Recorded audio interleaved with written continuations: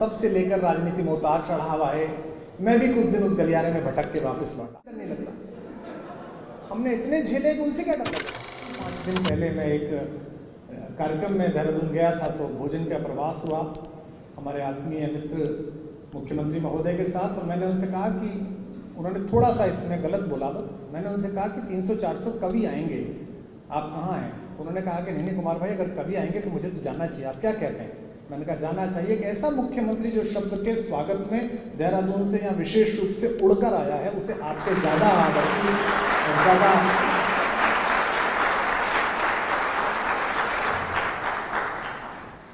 पिछले 25 वर्ष से अधिक का मेरा उनका संपर्क है।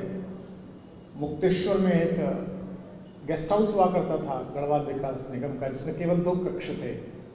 तो मैं अपनी एक ही बेटी थी, उसको लेकर मारुति 800 चलाता हुआ उसके दोनों कक्षों को बुक करके वहाँ रुकने के लिए पहुँचा।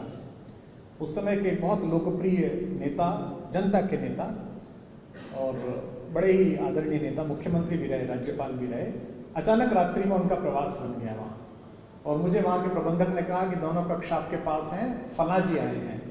मेरे आदरणीय ताऊ जी के मित्र थे जो काम करते थे संघ में, तो मैं उनसे मिलने के लिए गया तो मुझे पहचानते थे। उन्होंने कहा कवि जी आपने दोनों कब्जे में ले रखे हैं कमरे, हम कहाँ सोएंगे? मैंने कहा एक कक्ष में आप सो जाइए। तो फिर उस समय उनसे परिचय हुआ, और लेकिन हमारा संवाद संपर्क अनवरत जारी रहा। मुझे प्रसन्नता है कि जिस समय जर्मनी में बैठा हुआ एक युवक अमेरिका में बैठे हुए दूसरे युवक के साथ मिलकर, टर्की में बैठे हुए लाइक्स के सहारे भारत को नेपाल बनाने का प्रयास कर रहा है, उस समय देश का युवा भारत का संस्कार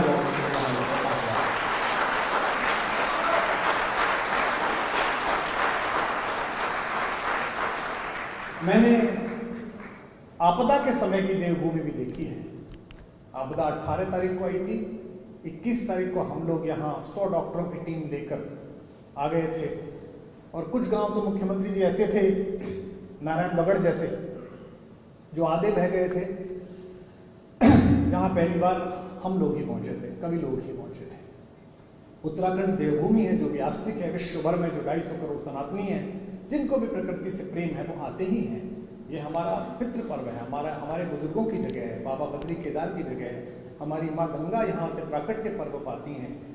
लेकिन यहाँ जिस तरह का सहकार आपने स्थापित किया, इसलिए नहीं कि आपके प्रति आत्मीयता है, पूरे देश में उसकी चर्चा है। सामाजिक व्यक्ति होने के नाते, कवि होने के नाते अन्य दलों के लोग भी बात करते हैं, जो शेष बच गए हैं। उनमें से अधिकांश लोग जो दूसरे दल में, जो आपके विपक्ष में हैं, वो भी आपकी सदाशयता की, आपकी विनम्रता की, आपकी सहज उपलब्ध हो जाने की प्रशंसा करते हैं। हम कवि लोग हैं, हम सदैव इतने मीठे आपके लिए नहीं रहेंगे। राजनीति में रहते हुए कोई निर्णय ऐसा होगा जो हमें विपरीत लगेगा, उसमें हम सारी मैत्री और भ्रातृत्व भूलकर आपके निर्णयों के विपरीत बोलेंगे। जब जब आप उसे स्वीकार करेंगे, तब तब हम मानेंगे कि आप कवियों का सम्मान करते हैं, साहित्य का सम्मान करते हैं।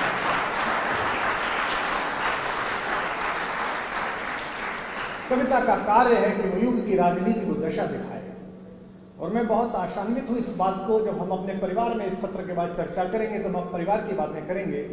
इस समय तो प्रदेश के मुखिया आए हैं, अगर उन्होंने ये बात कही है कि कवि सम्मेलनों का भविष्य अच्छा है, दोबारा युवाओं की उपस्थिति हो रही है, दोबारा लोग आ रहे हैं, तो देश किसी भी स्थिति में हो, कुछ भी हो, हम ये मानने के लिए तैयार हैं कि जो लौ सुमित्रानंदन पंत ने हमारे हृदय में जगाई, जो गीत लोक के गिरदा ने गाए और जिनके माध्यम से हमने देवभूमि को आकार लेते हुए देखा, इस प्रदेश को आकार लेने में जिन लोगों का योगदान है, जिन कवियों का, जिन साहित्यकारों का, उनकी परंपरा इन कवियों में जागृत रहेगी।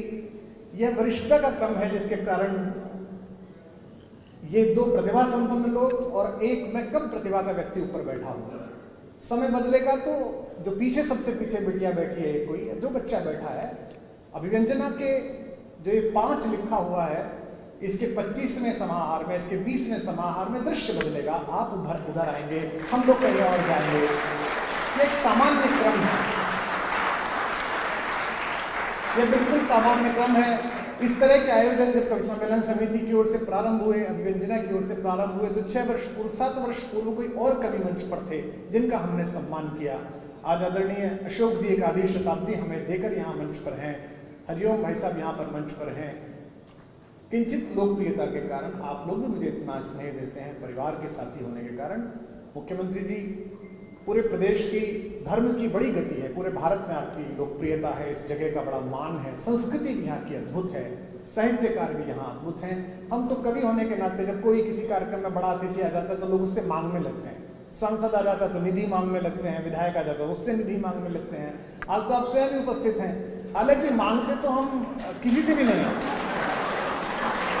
लेकिन एक निवेदन मैं आपसे कर दूं,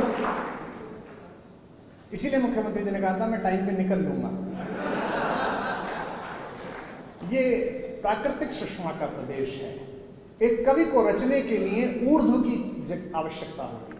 कवि तब रचता है जब वो अपनी चेतना के ऊर्ध्व पर पहुंचता है, जब वो जमीनी हलचलों से कट जाता है, प्रदूषण से कट जाता है, कोलाहल से कट जाता है, भीड़ से कट जाता है। और पूरे भारत में अगर कोई एक जगह है जहां इसकी संभावनाएं हैं आध्यात्मिक चेतना के साथ, प्रकृति के संपूर्ण विन्यास के साथ, तो वो देवभूमि है। आपसे एक अनुरोध है कि देवभूमि में किसी भी एक जगह जहां वन्य पशुओं का आतंक हो, जहां शेर चीते भी आते हो, तब से लेकर राजनीति में उतार चढ़ाव आए। मैं भी कुछ दिन उस गलियारे में भटक के वापस लौटा। तो ऐसी कोई भी जगह चुनकर एक छोटा सा टुकड़ा भूमि का इन कवियों के लिए आवंटित कीजिए, जहां कवियों का एक जगह बन सके, जहां लाकर कवि रहें, अपनी कविताएं लिखें, अपना काम करें, विकास करें। और मुख्यमंत्री जी, अगर यह संभव होता है तो मैं तो मांग मधुकरी खाने वाले वंश का हूं। हमें तो आजकल इंटरनेट पर सुदामा वंश का कहा जाता है कि सुदामा वंश के लोग हैं, तो चून मांगने वाले लोग हैं। हम मानते हैं कि हम वही हैं, हम जाति से भी वही हैं, कर्म से भी वही हैं। मैं आज इसी अभिव्यंजना में घोषणा करता हूं कि आपके माध्यम से आपकी कृपा हो, आपके लोग शोध कर लें, जगह ढूंढ लें, कहीं भी एक जगह जहां सड़क पहुंचती हो, जहां मनुष्य के पहुंचने की संभावना हो, हमें कुछ जगह दे दीजिए। सब उसके निर्माण के लिए हम आपसे नहीं कहेंगे, हम सब कर लेंगे। मैं स्वयं निजी तौर पर 1 करोड़ रुपए की घोषणा करता हूं कि मैं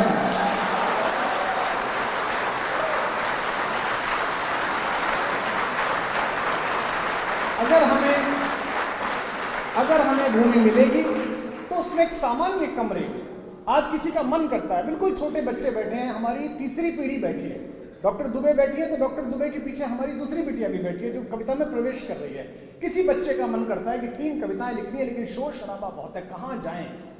तो उत्तराखंड में इतना दिव्य वातावरण है, इतने लोग आते हैं, इतने हेलीकॉप्टर उड़ते हैं कि जगह नहीं मिलती है, होटलों में जगह नहीं मिलती है, धर्मशालाओं में जगह नहीं मिलती है। कवियों के पास अगर एक 10-20 कक्ष की कोई जगह होगी, कवियों का कोई निवास होगा, उसका नाम हम पंत निवास रख देंगे, प्रकृति निवास रख देंगे, आप ढूंढ के रख देना, हम रख देंगे। और इतना ही तो करना है हमको। हमने इतने देवताओं की स्तुति करी है, इतनी प्रशंसाएं करी हैं, इतना ही तो करना है कि 4 सेठों की हमें झूठी प्रशंसा करनी पड़ेगी, कर देंगे वो भी। लेकिन हम एक अच्छा सा एक कवि निवास, एक साहित्य निवास, एक नवरस निवास हम कुछ कर लेंगे।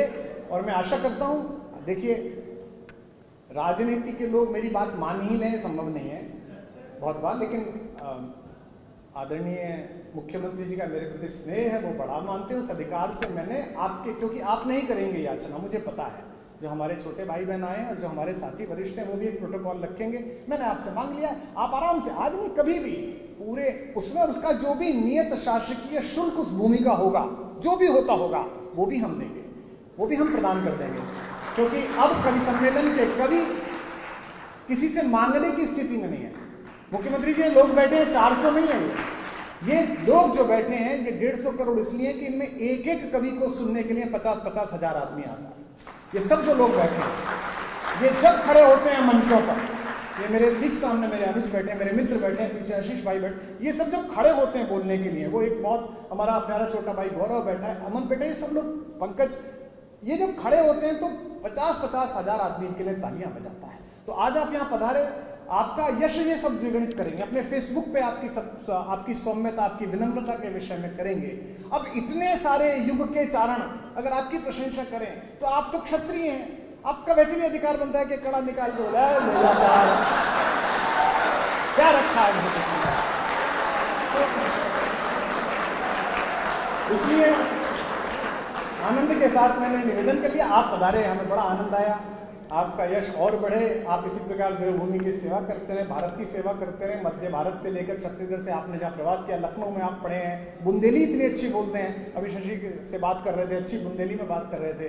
आपका यश और ज़्यादा बढ़े, जितने जनसंपर्क विभाग जितने होर्डिंग पोस्टर लगाता होगा उससे 1 लाख गुने का यश हम फैला देंगे।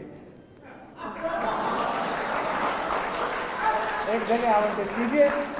और मैं आशा करता हूं कि 2, 4, 5 अभिव्यंजना बाद, अभिव्यंजना 8, अभिव्यंजना 9, हम ऐसे किसी, हमारा ये प्रिय अनुजय, इसने बड़ी सुनियोजित तरीके से आयोजन किया कि भाई मेरे यहाँ कर लीजिए नमस्ते कॉर्पोरेट में, और बहुत ही न्यूनतम केवल भोजन आदि की व्यवस्था में सब कुछ हो गया इतनी जगह। लेकिन हम सब प्रयास करें कि हमारे पास एक ऐसी जगह हो जहाँ मैदान हो बड़ा, 20, 30, 50 कमरे हों, आसपास लोग ठहरे हुए हों, और हमको ये चिंता ना हो कि ये मैनेजर घूर रहा है, परसों बाद जाओ, जिसका मन है वो रुक जाए, जिसका मन करे ना रुक जाए। अपने का भी कुछ पता नहीं कब संन्यास लेना, अपने भी भाई जाके दमा लेंगे जाके। तो आप सुधारे, आपके लिए बहुत बहुत आभार।